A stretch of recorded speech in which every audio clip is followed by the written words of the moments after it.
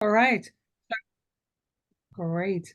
All right. I have written a devotion on John 10, verse 7 through 10 from the Common English Bible translation. And the text says, I am the gate. So Jesus spoke again. I assure you that I'm the gate of the sheep. All who came before me were thieves and outlaws, but the sheep didn't listen to them. I'm the gate. Whoever enters through me will be saved. They will come in and go out and find pasture. The thief enters only to steal, kill, and destroy. I came so that they could have life. Indeed, so that they could live to the fullest. Well, how does that apply to our profession and vocation? Well, John 10, verse 10b says, I came so that they could have life. Indeed, so that they could live life to the fullest.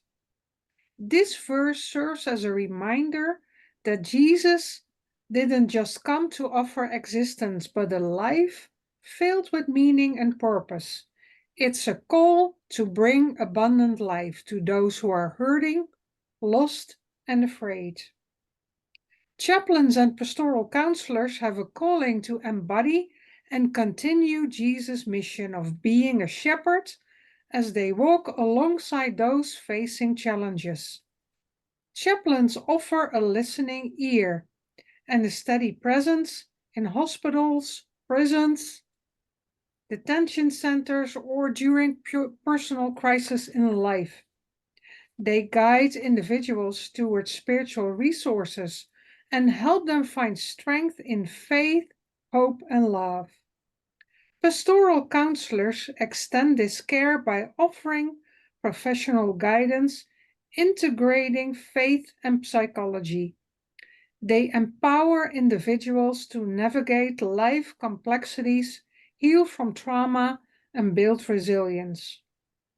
All specialized ministers walk alongside people in some of life's most beautiful and most difficult moments as a beacon of God's love and hope. Like the shepherd in Jesus' parable, they seek the lost, the hurting, and the confused. They work tirelessly to ensure everyone can experience life's fullness, not just existing, but thriving. May God bless you in your devotion to helping others find meaning, purpose, and a connection to something greater, whether it's faith community or simply divine strength within their soul. In Jesus' name, amen. Amen. Thank you, Petra. Wow. Okay, so we want to go ahead and get this show on the road. Okay. Welcome. I'm sorry we only have the candidates here. I was hoping to see more folks because one of the things that always says, why do you belong to these things? For me, I am isolated here. I live in Byron, Mississippi, which is near Jackson. I'm the only ABC clergy person in the state of Mississippi that I'm aware of. There are no ABC churches. There are some Black churches who are associated through which is also really good. But I'm retired, I'm a retired Baptist minister, not presently involved in church-based ministry, but I went back to school and got trained in counseling psychology and working with addiction and trauma. And I've been in that field for quite a long time. And the thing I like about it here in Mississippi, why I enjoy doing it, is we don't exclude religion from our practice. It is accepted that you can pray with your client, you can talk with the client. In fact, I added to my biopsychosocial, I added a spiritual dimension because so many of them have church histories and church backgrounds. So it's been a real blessing in that way for me. As far as our organization is concerned, I love it because I like to have fellowship, and I don't have fellowship. I'm not welcome amongst the Southern Baptists. The United Methodists don't really sure who I am. The African Americans are looking at me going like, I think you're the wrong church. Mm, you might want to try someplace else. So it's nice to, to have a group like folks that I can be together with, for you folks. So that's me. That's why I'm participating in it, and that's why I'm part of it. Let me just lay down real quick.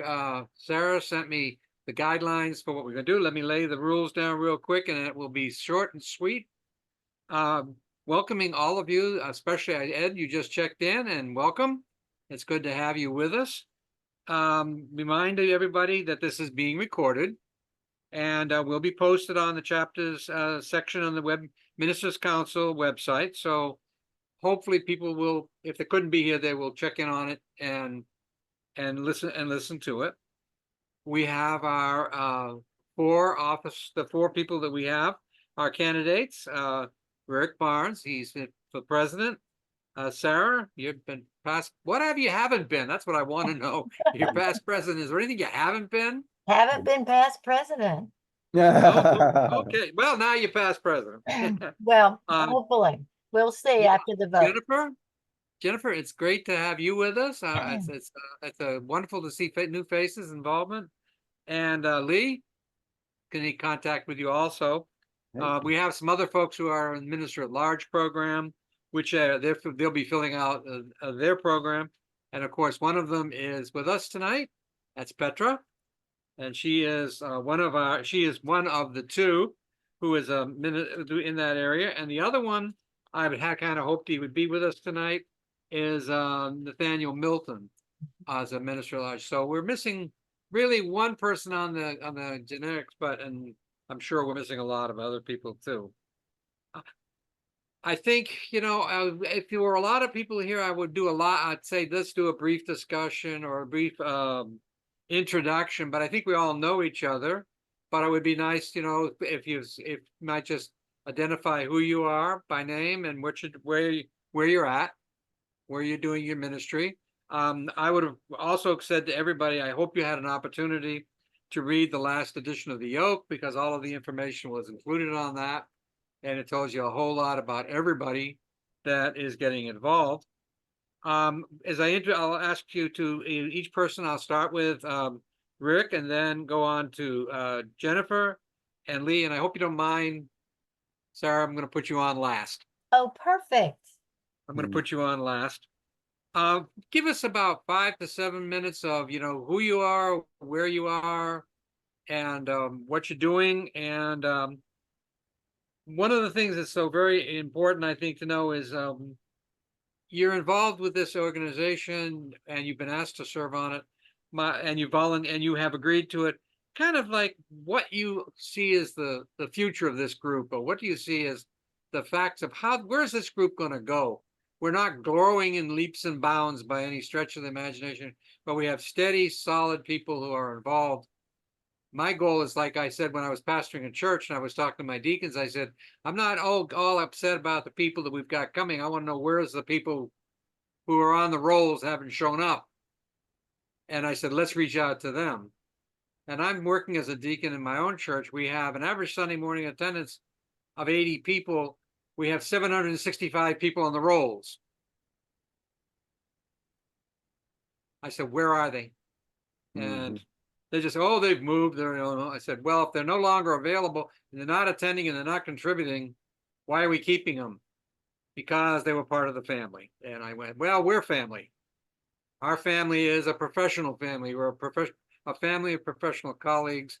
And I want to see us, where are we going? What is our future? What do you think about where we're going? So I'm going to ask you to take about maybe 5 to 7 minutes, maybe a little longer if you have to, but let's go in that range of 5 to 7. I am the timekeeper. Ding, ding, ding, ding, ding. We give you a warning bell there when you got a minute left or something like that, or you're going to go ahead and do it. So let's start off, Rick. We'll start off with you. And basically, I read your whole information, and I was very interested in it. You went to the University of Maine? That's right. I went to the University of Maine at Presque Isle, one of the satellite schools of the University of Maine system. I graduated from Caribou High School in Maine as well, so way up in the boonies. Well, I know the area because I'm a native New Englander, born and raised in Boston, and it's always good to see another New Englander. So Yeah, yeah. tell us a little about yourself and what you're doing and your role you see in the as a now, of course, in the president of our association. Yeah, yeah. Well, and thank you. Um, I'm serving now at an immigration detention facility as the chaplain. I just think that all of this is God's sense of humor. Okay.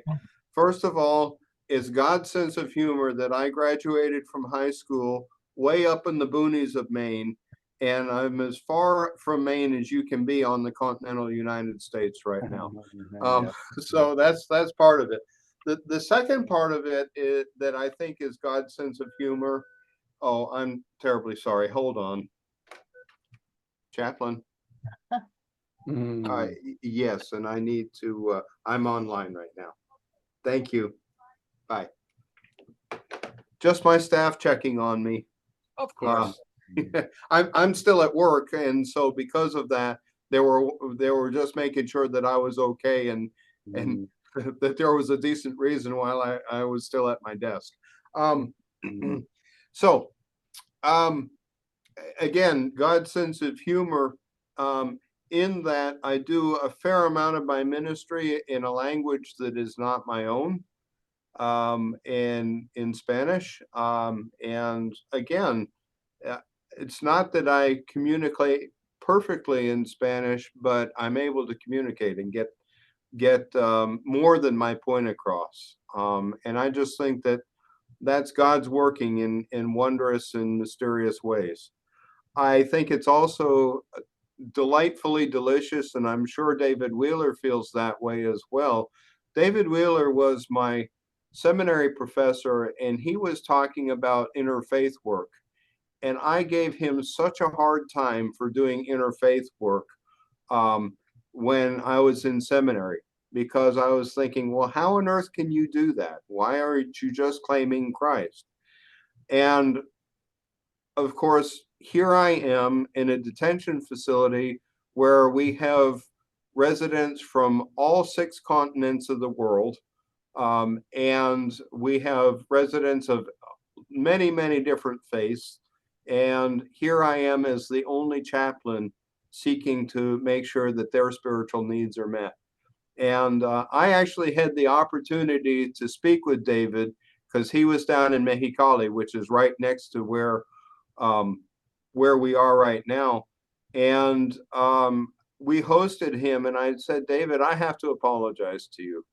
I said, there was a time in which I was very, very critical of your work in the interfaith work, and now I see the value in it. I am absolutely convinced that Jesus is the way, the truth, and the life. Don't get me wrong.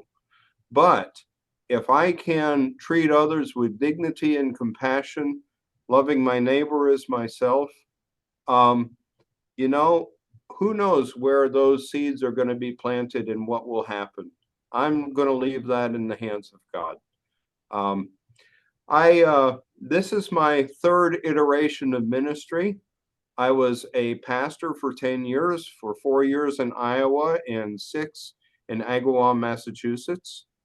And after that, international ministries called Mercy, my wife and myself, to international service. And so we served in Mexicali, Mexico, and we did that together for 11 years. And I really felt the call to doing chaplaincy. And because I felt the call to doing chaplaincy, I was able to take my year of home assignment, and instead of going out and speaking at churches, my area director encouraged me to go ahead and become part of a CPE residency. So I did that at Yuma Regional Medical Center in Yuma, Arizona. I did that because it was the closest center to where I was located at the time. But I also learned later on that it's a very difficult program, very challenging program. And so I'm happy that I went through that situation, because I think it really well prepared me for what I'm doing now, Great. including a CPE supervisor that encouraged me to detune religious talk and not use that so much and just relate to people on a person-to-person basis and let the faith come through in different ways other than just hiding behind religious language. Because sometimes we can couch ourselves quite comfortably in that instead of being willing to confront some issues. I very much appreciate, Bruce, what you're saying about being isolated, because even though I have been serving on the American Baptist Foreign Mission Society for 11 years and now the American Baptist Home Mission Society for 12, nearly 13 years, I'm 100 miles away from my closest American Baptist church. And so there is a sense of isolation. And there's also a sense of isolation and that people have a hard time grasping what a chaplain does. So it's nice to be able to rub elbows with people and that kind of have a greater understanding as to what I do. I do think it is interesting, though, that I think I'm the only board certified immigration chaplain that I'm aware of. I have looked through and I haven't seen another board certified immigration chaplain. So even within chaplaincy, it's a pretty specialized subspecialty. Mhm.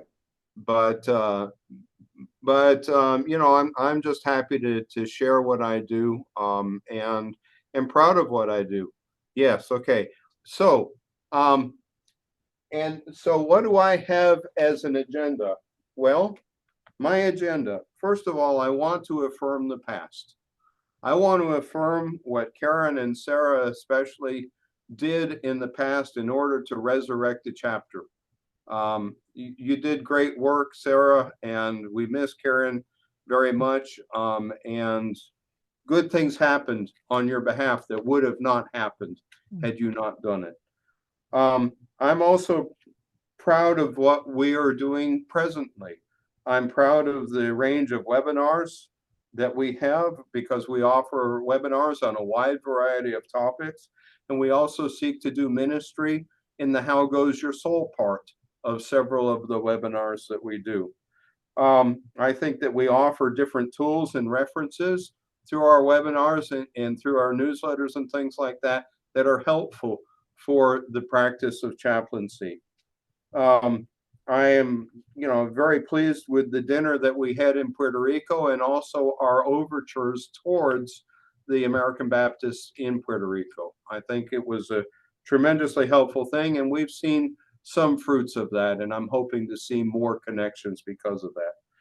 And looking to the future, I'm really looking forward to greater cooperation with our endorser out of the American Baptist Home Mission Society. And I'm greatly encouraged that Sarah, you and Pat have already started that ball rolling. And we had a meeting even last night about a way in which we will concretely participate. Rick, I'm sorry, yeah. I'm gonna have to cut you off. No, I'm sorry. I'm going to need just a little bit more. Okay. He can have. We've got some other folks, remember. Yeah, I You understand that. can have Okay. some of my time. Yeah, okay, thank you. I'm looking for a deeper incorporation of our members. A lot of times I feel like we're hearing from the executive committee quite a bit, but I'd like to hear more from our members as well. And I'm also looking at different trends of spiritual care and wondering how we can plug into those. Specifically, there's a lot of emphasis on spiritual direction right now. And I'm wondering if we shouldn't plug into that somehow as a chapter. And finally, all of this is towards the hope of growing our membership. I don't want to say I want to grow our membership without there being distinct and concrete reasons as to why somebody would want to incorporate themselves more deeply into our chapter. So with that, Mr. Moderator, I yield. Thank you. Okay, thank you. Thank you very much for sharing that. And by the way, I also worked as a chaplain for the Manatee County Sheriff's Office. I was also an associate chaplain with the Department of Immigration and Naturalization at our detention center, but I was never certified for that. I just did it. Yeah. Yeah. Okay, we're gonna move on then. We'll move over here to Jennifer. Jennifer, I liked yours. I read yours over. I see you're another New Englander. And you graduated from Andover Newton 10 years after I graduated from Andover Newton, because I was there also and did that. You've got quite a history of involvement in chaplaincy and spiritual care. So we welcome you also to activity with the group, and open it up and let you share where you're a little bit about where you're coming from and what your hopes are for your time with us. Well, thank you very much. And I'm sorry, I do have a whiny dog. He's too much. He's standing right over here and he's just looking at me and whining because I'm the only one home and I'm not paying attention to him. So excuse the whining dog. But it kind of exemplifies my life and where kind of I'm at in the season of my life. I think I would like to begin by pointing out that I read the daily word each day in the morning, and read yesterday's, and then I read today's. And yesterday I thought, wow, this would be so cool to like share because it was called devotion. And then today's was prosperity. So I actually have decided I'm not sure I will read either of them. I think what's important to share is that for me, having a faith practice, but also being very connected with the mind, body, spirit, and being grounded in who I am as a child of God is important. But equally as important, I think, is this piece about prosperity. I don't know, maybe I'm nervous. I'm sorry. So okay, I'm going to actually read today's, and I'm actually going to ask us to maybe just because it'll help me take a deep breath. If you're comfortable closing your eyes or just having a soft gaze, maybe putting a hand, I put my hand on my belly and another hand on my heart, because my anxiety lives in my belly. And when I put a hand on my heart, I know that I'm opening my heart chakra. And as I open my heart chakra and it grows bigger and bigger, there's no room for the anxiety because it pushes the anxiety out. So it says, I am prosperous in all ways. At one time, I might have measured my prosperity by the number of things I owned, where I lived, or even the people I knew. When I counted my prosperity in terms of material goods, status, or connection, I lived a limited life, afraid of losing the things to which I was attached and had my worth. Now, I have a deeper understanding of prosperity. It is not the things of the world. It is about the truth of God. When I think of it that way, I realize I have lasting abundance and need not worry about not having enough. Everything in the world has its roots in the divine mind. In prayer, I claim divine ideas and fill my consciousness with positive thoughts. My prosperity begins with my faith in spiritual truth, knowing that with God, I have all I need. Riches and honor are with me, enduring wealth and prosperity. So I guess I would start by saying that I think that money management is one of the spiritual gifts that we talk about in 1 Corinthians. I consider it a spiritual gift. As someone who is working on this treasurer position, I also wanted to share that I'm a PK. I was born and raised in Connecticut. My father was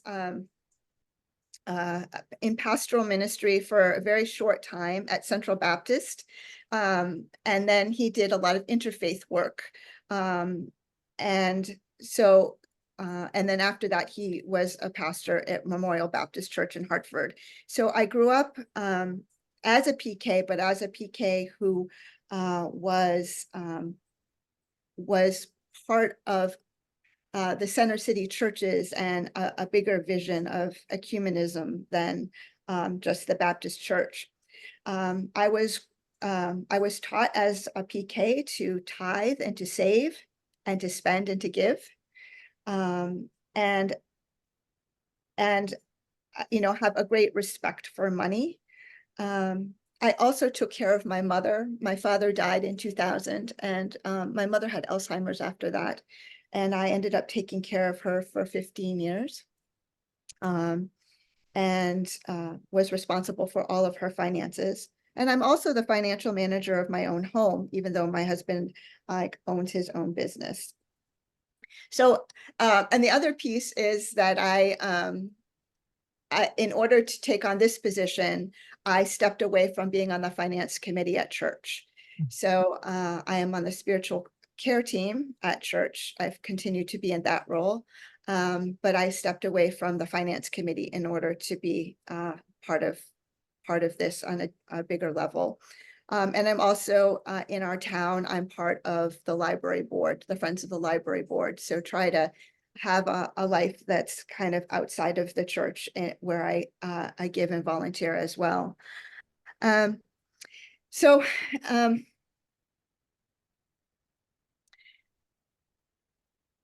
the career piece is a bit more of a challenge for me. So I went right from high school to college, and from college to seminary. I went from seminary to pastoring a church.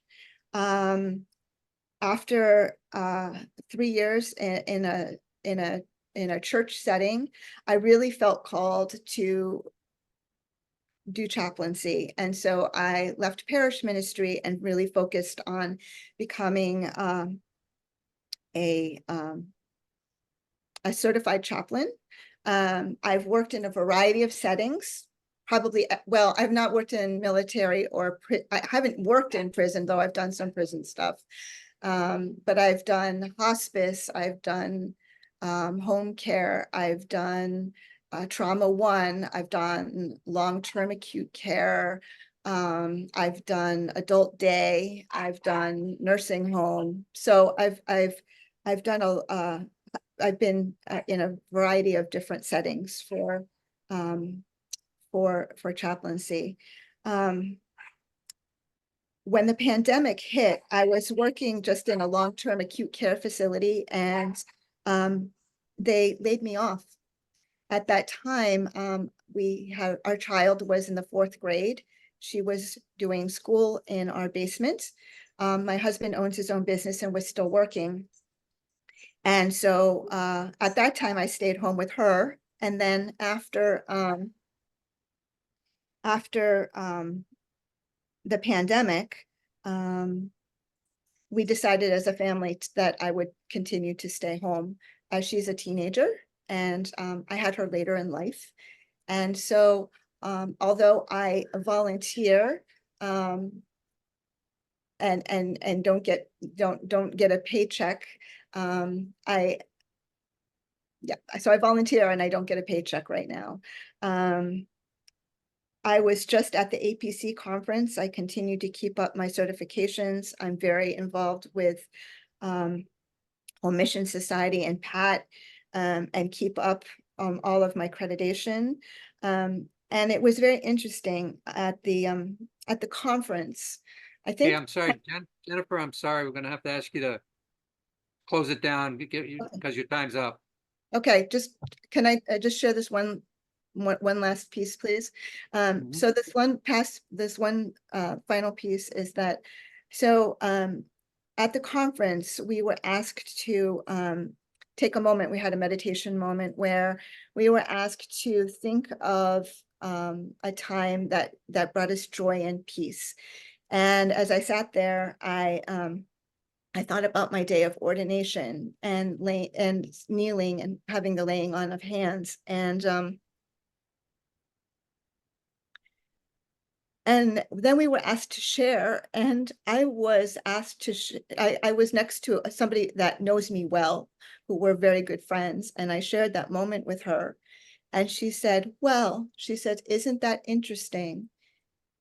Doesn't it just affirm that where you get a paycheck or don't get a paycheck doesn't determine whether you have a call or not? So, and I have some, and I understand my time is up, but I have some ideas around things that the chapter could do that I, as someone who is part of APC, I think would be helpful. Thank you. And we'll look forward to hearing you with that. We'll look forward to hearing that from I'm you sorry. also, and about it. I didn't Want to take a expect it second? so fast. Welcome Jeffrey Garland. Jeffrey, glad you're with us. We'll have hopefully have a few minutes at the end for any questions you might have. This is being recorded, so if you want to hear at the beginning and hear what was going on, it is going to be available, and you can hear the recording of that on the Ministers Council website. Thank you. Okay, Lee. Very Lee has good. been Lee I've gotten to know pretty well on other things, but I've always respected him because he went to Andover Newton also. So Lee, go ahead and share with us. You've been more than what you are now. You had other options and other roles. So you'll also still be contributing in a lot of ways. Very good. Well, thanks very much. And it's great to be here with everybody this afternoon here from Honolulu, Hawaii. It's just coming up on 14:30 for all of us military types. Yep. And I'm currently serving, as it said there in the newsletter, active duty Navy chaplain serving with the Marine Corps in the Pacific. So from Okinawa, Japan, Korea, Rick, all the way there past the 8 on in Barstow and down your neck of the way to Yuma, Arizona. And it's great ministry. I'm part of ABCO Flash from Los Angeles, American Baptist Churches of Los Angeles, Southwest, and Hawaii. So it's great to be here. And I grew up in Los Angeles and went to Eastern Baptist Seminary in Philadelphia and graduated there in '89. For the past 4 years, I've served as the secretary treasurer for the Chaplains and Pastoral Counselors Executive Committee. And what I've enjoyed about that role is really having the ability to, connect with everybody in a detailed sort of way. To talk about dues and giving refunds or asking, say, hey, I can't read your writing, what's your zip code and what's your address, and trying to be as politically correct as I can be, and, asking for more feedback on information. And what I enjoyed again about being secretary is I was able to kind of keep track of, where people were, and spoke with some of you here on the call tonight for different aspects. So I've enjoyed the one-on-one aspect of calling and emailing and kind of going back and forth with the details of being the secretary. And then with the treasurer, thanks so much for what you shared, Jennifer, about the finance and everything, because I'm right there with you. That is important, and I took that very seriously and tried to get the deposits in and turn checks around, and provided for the honorariums when we had speakers and webinars. So lots of detailed work in there, and really, heavy on the treasurer job right after the new year when people were joining. But it's good to stay connected. So I'm running as the member at large, and look forward to staying on the committee. I enjoy the group. We've got a wonderful group, and I do look forward to coming online with the executive board member, once a month and connecting. So as a member at large, I plan on, really continuing to bring the group together as we connect with colleagues for our own self-care and professionally as well. I'd like to continue to build our own professional toolboxes with the use of webinars, and the Rick running for president tonight talked about the importance of webinars and our own professional continuing education, our own professional education. So plan on supporting him as a member at large with the professional ministries and the webinars. And also in my current role, I'm on the American Baptist, the ABC USA Professional Ministries team. And that is chaired by Dr. Jeff Woods, who is acting ABC USA General Secretary for a year or so, a couple of years. And I enjoy being on that team. And a couple of the items that I was able to bring to the chaplains and pastoral counselors minister council from there was information and feedback on ordination procedures and regulations as they were coming down from ABC USA, the professional ministries listing, talking about being in the professional resource guide for ABC USA. And what we're looking at now is our clergy health and retention, and what can we do kind of post-COVID when people, pastors have not gone back to the church, or they've stopped, and then people have not started attending churches again in a general sense of the term. And we're taking a look at that. And so I'd like to be the member at large so I continue to represent our chaplains and pastoral counselors committee on the professional ministries team. And thank you very much for the time this evening. Okay, thank you very much. They appreciate it. Sarah, you probably could take the rest of the night off and still not share half of what it is. If you could give us a little of your background and what your interest is and why do you keep doing this thing? Well, I keep doing this thing because I believe in the need for this group.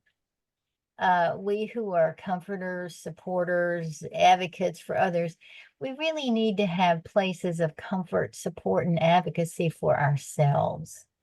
Places to go, people, colleagues, and friends to be with, where we find for ourselves these same things.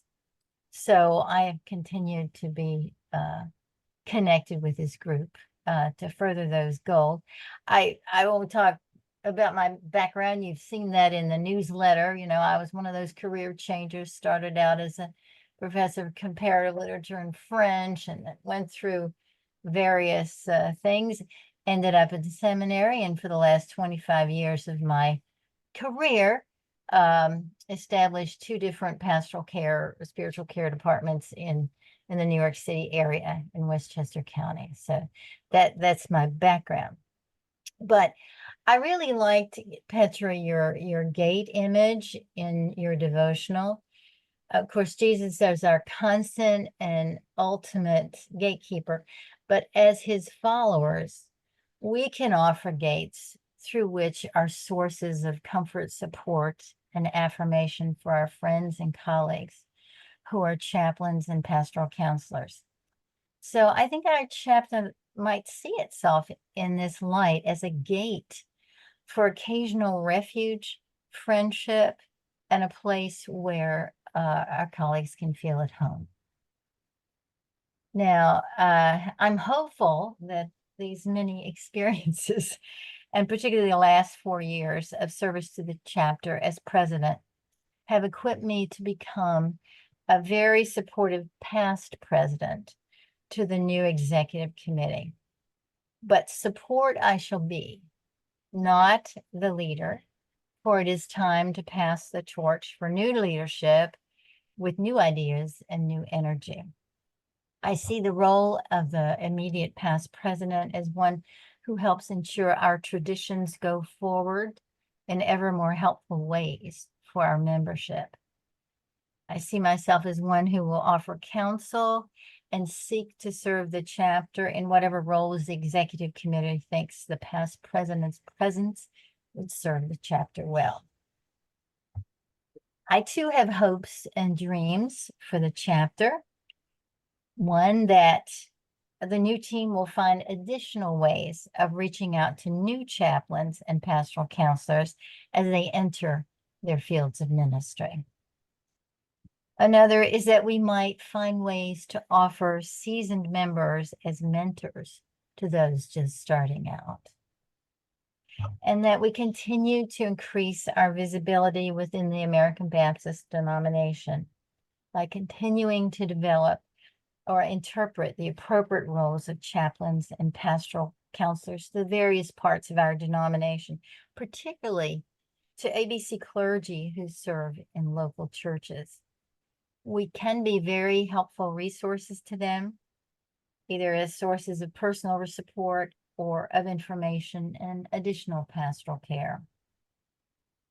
I hope that we continue to work cooperatively with other parts of the denominations, especially the National Ministers Council and the American Baptist Home Mission Society Office of the Chaplaincy and Specialized Ministries.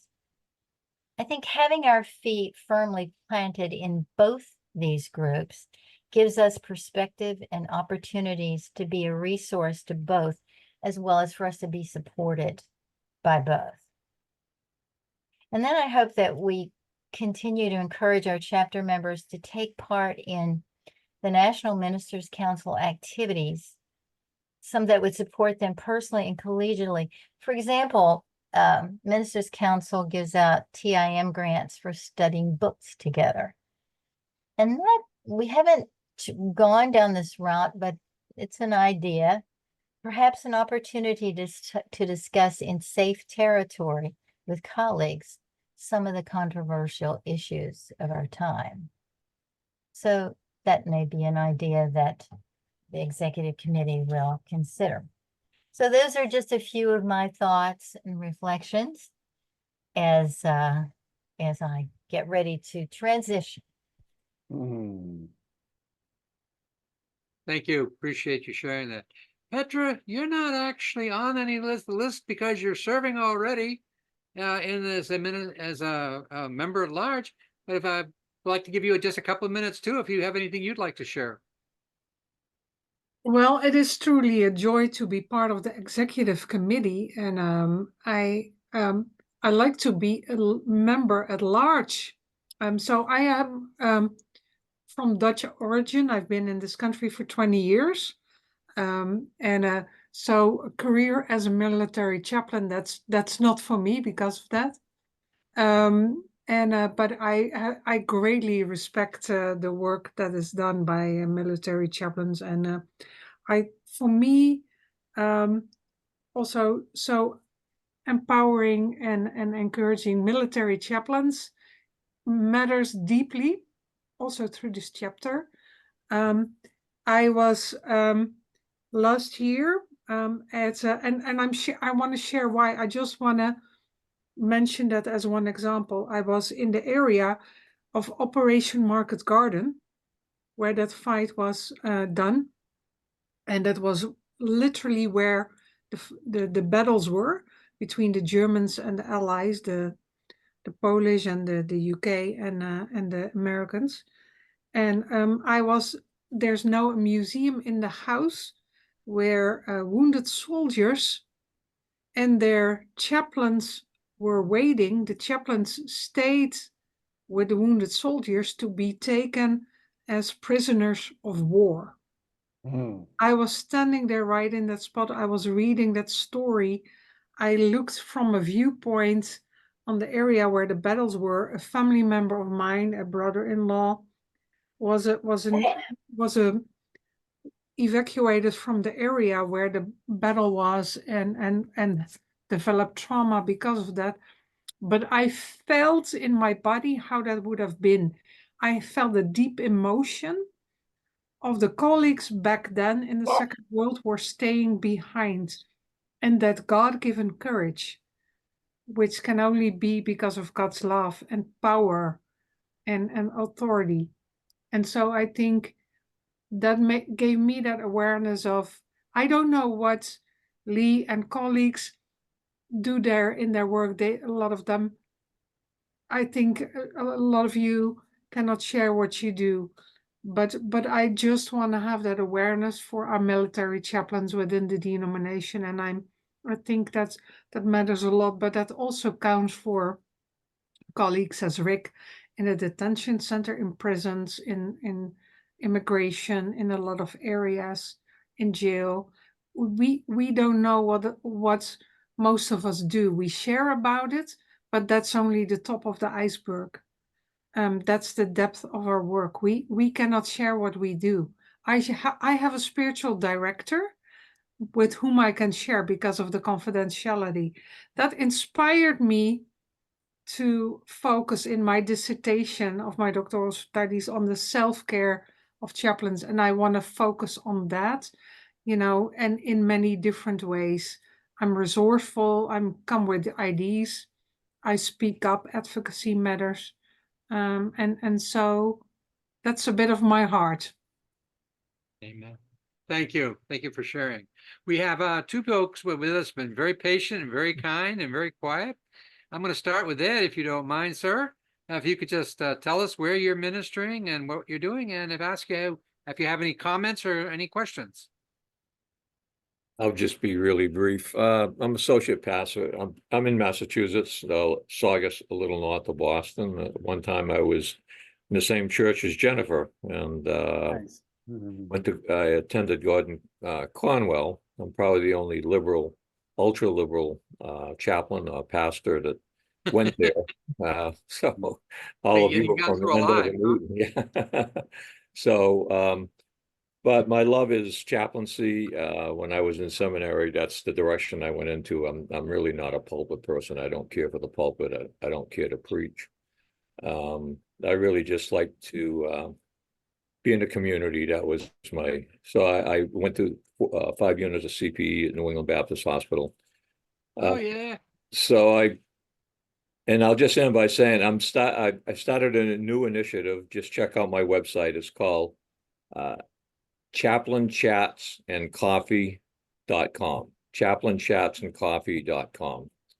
And that's it. That's all I have to say. I wish everyone good luck. And, Sarah, as you move on, I thank you for welcoming me to this group and encourage me to participate because I'm semi-retired and all of you are out there doing some hard work, and I kind of pace myself. So I thank you. So glad you Thank you. did. Jeffrey, if you could chime in, where are you ministering, working, and any comments or reflections you might have? Good evening, everyone. Jeff Garland, out of West Orange, New Jersey. I work for VNA, Visiting Nurses Association of New Jersey, Home Health, Hospice, and Palliative Care Center. I'm also a pastor in Newark, New Jersey. My passion, my focus is in hospice and palliative care. I'm board certified as hospice and palliative care advanced certification with APC, and I was also past president of APC. So I just came back from the conference, like many of you, some of you rather. It's my passion. When I'm on this call, I'm it's almost like I have to go way back. I go way back with Sarah Fogg to what was it called? Healthcare chaplaincy. Healthcare chaplaincy when we Way started out. back in Yeah. the mid 90s. And everything has changed. When I first started out in this stuff, it was just ABC USA. This is way before American Baptist Home Mission Society, and it just branches off into different things and the ecclesiastic endorsement, and still hanging in there trying to figure out which branch I'm going to grab next. Nice. But congratulations on your excellent work, Sarah. I've known you for many years, and I know that you're a dedicated person to the field of chaplaincy. So congratulations. Well, thank you, Jeffrey. It's wonderful seeing you tonight. I haven't seen you for a while. And I thought maybe with your background picture, you had moved to California, but you may be Just just my favorite California place. dreaming. Yes, California dream. That's right. That's where I could relax and become so tranquil. Oh, yes. Well, it's Yeah. great seeing you. Thank you Same for your here. comments. Well, let me know when you're here in San Francisco, then can have coffee or breakfast together. Sounds good. Thank you. Okay, I love this. I mean, I thank you, Sarah, for the yoke, and I read all the stuff, and I realized that the biographical material is so minimal as to what the experience is. I mean, we've got people here that have got years and years of ministerial experience, both in and off the parish. They've been in healthcare programs, prison programs, military programs.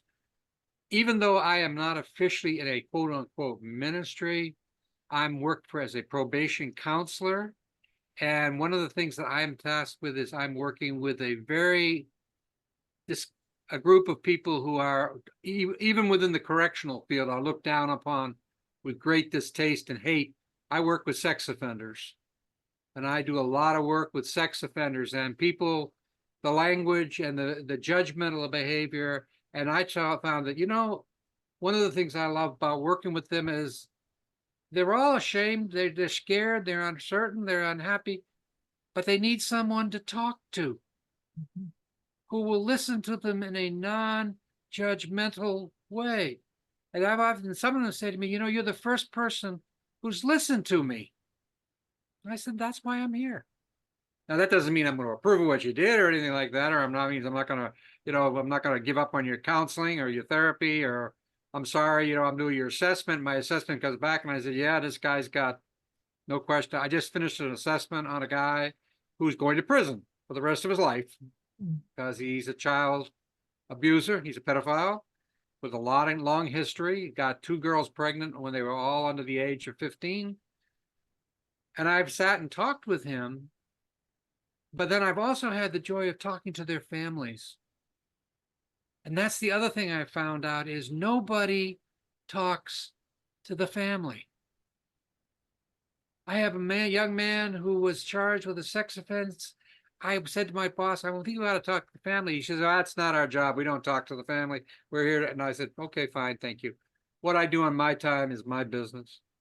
And I called up the wife and I sat and went and visited with her and sat and talked with her and listened to her cry. And she said, thank you for coming here. She said, my own people at my own church won't talk to me because they said you had to know what he was doing and you didn't report him or stop him. She didn't, or maybe she didn't want to. I don't know. But, I love it when when pastors like us get together and you share your stories, because I'm a 12-stepper. I'm an old AA person. And I learned more about alcoholic behavior at a 12-step meeting, listening to the people talk about their experiences as recovering from alcohol. I learned more there than I learned in my classroom at grad school, which was very little. And I think, I just love it listening to you folk, and I respect you, I honor you, and believe me, I will keep you all in my prayers, because I think, you're out doing a wonderful job for the Lord, and I just want to see it prosper. Well, we're all done. I think we're right on time.